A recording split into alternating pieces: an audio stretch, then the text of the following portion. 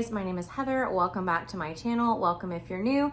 Today we're here to talk about books that I expected to be like 4 or 5 stars and they missed the mark. A few weeks ago I did 5 books that surprised me in a positive way, and this is kind of the reversal of that video. Now before we go in, I feel like everybody likes to do their disclaimers. Just because these books didn't work for me doesn't mean that they won't work for you. Also, just because they're on this list does not mean that I didn't enjoy the reading experience. It just means that something about the book left me a little disappointed at the end. Some of them are still great and still books that I would recommend to people.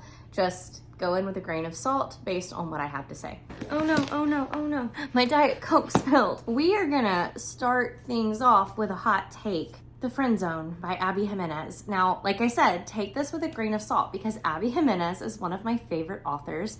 I've given 5 stars to every book I've ever read by Abby Jimenez except for this one. It is because of a relationship trope that she used in this book that does not sit well with me. And so while it had everything that stands as like a hallmark of an Abby Jimenez book, great writing, great banter, believable characters, cute animals, because of the trope that she used, I could not in good faith give this book more than a 3.75, which I think is what I gave it. And that hurts for me because when you have an author that is a consistent 5-star author and you have to knock it down that much, it hurts. Next up, we have a book that is kind of surprising to have on this list, but the more I thought about it, the more I thought that it fit. And that is Listen for the Lie by Amy Tintera.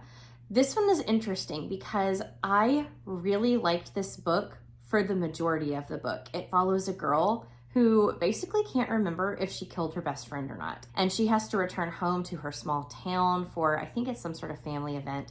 And while she's there, she gets the opportunity to appear on a podcast that's doing a story about the murder. And the audiobook for this specific novel is fantastic. Full production audiobook, full production podcast. We get music, we get different narrators.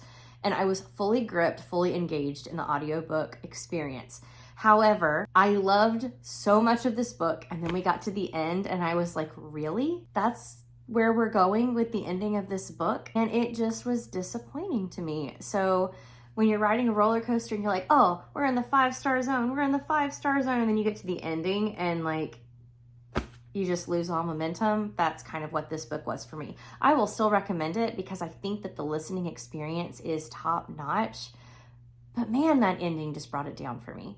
Number 3, The Husbands by Holly Gramazio. This was a book club pick for my in-person teacher book club, but I don't think that many people that read this book had that positive of an experience. There were some things in this book that were amazing. Some of the writing was amazing. There were some very quotable moments. There were some very relatable moments about relationships. But overall, it just kind of felt meandering and plotless with a main character. And you're like, what are you thinking, girlfriend?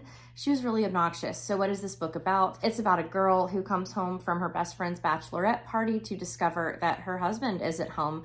But the thing is, she doesn't have a husband. But then she starts checking her phone and she's scrolling back on pictures and she sees years and years and years of photos together and text messages that they've sent each other. So she's like, this is weird. Well, the next day, the husband goes into the attic to get something.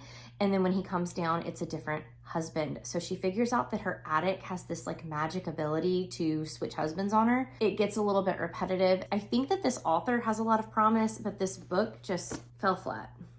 It fell flat. The last 2 books I have to talk about are both fantasy books, so let's give them a go. The first one is A Tempest of Tea by Hafsa Faizal. This is the only book on this list that ended up being a DNF for me. But if you go back and watch my most anticipated releases of 2024, I mentioned this book. I talk about the cover. I talk about how the plot sounds so good. Vampires and heists. Unfortunately, though, this one just felt really dry. I could not get into the writing. I could not find a character that made me want to root for them. All of their relationships felt a little bit forced to me, and so I ended up DNFing it at about the 20% mark. I could give it another go, and like I might have a better experience if I do, but I think the best thing for me to do with this book is take it to my used bookstore and let somebody else discover it that will love it a whole lot more than I did. Probably the most disappointing book on this list that I'm about to talk about is the sequel to a book that I loved. You ready? A Promise of Peridot, book 2 in the Sacred Stones trilogy by Kate Golden. I loved A Dawn of Onyx. The vibes were so good. The characters were just fun. It was a rootable romance. There were magical creatures that I thought were just amazing. And then we pick up the sequel, and everything I loved about the first book like ceased to exist in this book.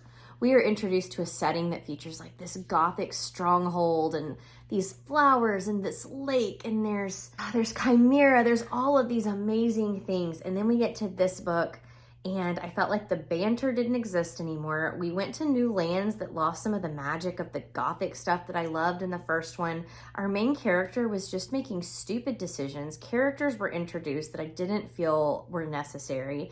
And it's really making me question whether I want to read book 3, which came out not too long ago, and I could just finish the series. But the way I feel so disappointed that this book is what it is. I finished it. Somebody could convince me in the comments to finish book 3, which is A Reign of Rose, but right now I don't feel like it. This book made me mad. This book made me mad. 5 books that left me feeling a little bit disappointed.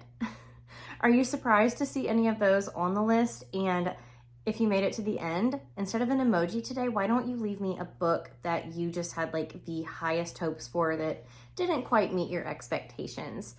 I am getting so excited about 2025 content and 2024 wrap-up content. You guys have no idea. As usual, all of my social media, my story graph, that kind of thing is linked down below. I'd love to be friends with you outside of YouTube too, so shoot me a message or leave a comment on anything. I will be happy to respond, and we can just chat books to our heart's content. But I hope you have a great day, and I will see you in another video very soon. Bye, guys.